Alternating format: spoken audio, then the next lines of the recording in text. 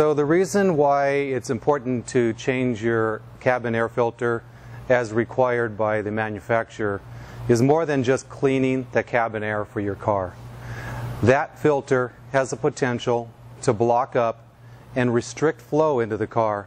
Right behind that filter there is the motor fan that drives that air into your car. If that fan motor becomes overheated from not being able to draw air through that filter, it will burn up. And when it does, it's literally thousands out of your pocket to get that fan working, to get your air conditioning and heating working again.